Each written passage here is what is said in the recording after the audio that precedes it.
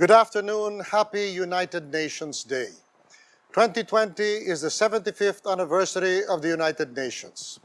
It was to be a landmark year of celebrating the UN's achievements. It had, after all, prevented World War III, its reason for being. Like stopping World War II was that of the League of Nations. No one was holding their breath after the Korean War broke out, and let it out in resignation during the Cuban Missile Crisis. Instead, we are commemorating UN Day under very different circumstances. The UN meant to bring us closer together.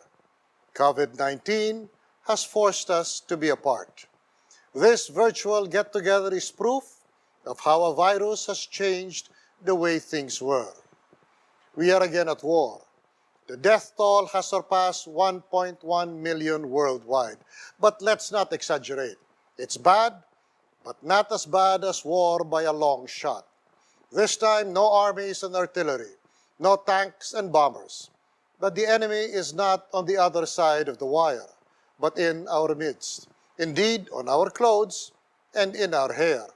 Like a neutron bomb from nature's hell, it just takes out people and leaves neighborhoods empty, but everything else standing.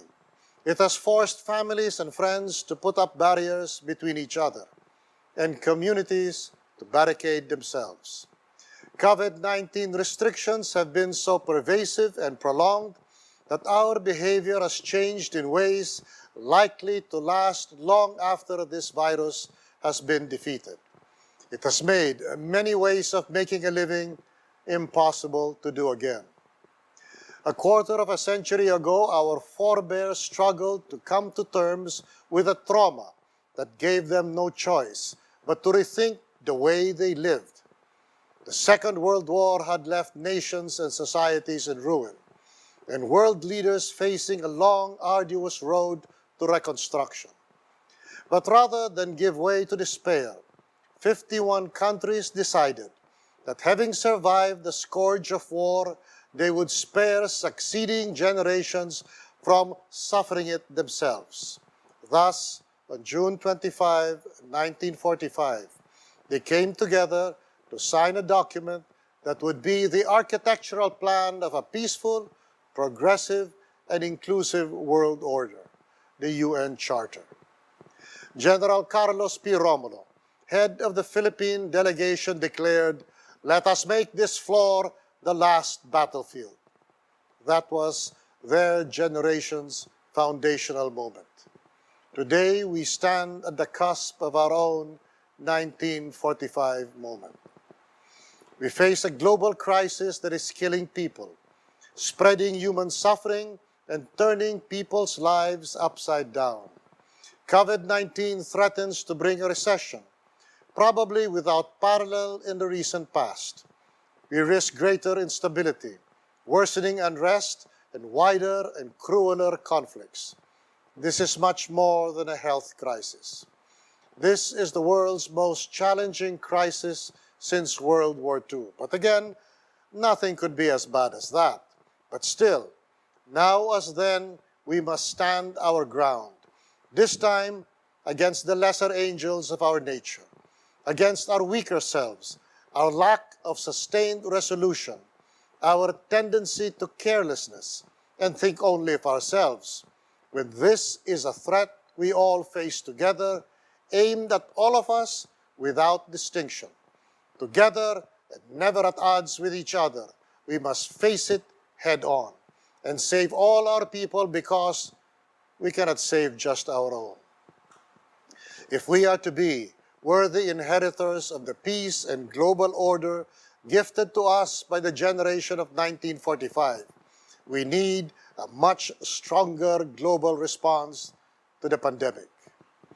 We, the peoples of the Philippines, are committed to work with the rest of the peoples of the United Nations and the UN's socio-economic and peace-building framework to beat the pandemic.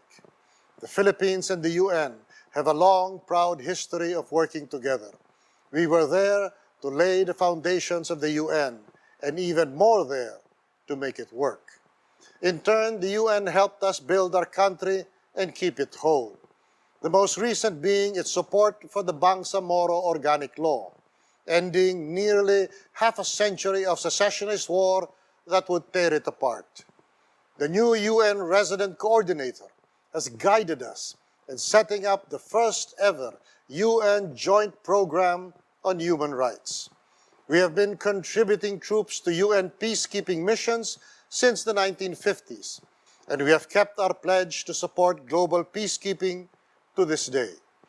We help shape the UN's blueprints for the future, the 2030 Agenda, the Paris Agreement, the Sendai Framework, and the new Urban Agenda. In all these, we insisted that people without countries not be left behind. We stood up to fight for the Global Compact on safe, orderly, and regular migration. We, the peoples of the United Nations, include we, the peoples who have lost theirs and never had any nation. COVID-19 threatens all that. The UN has to try harder.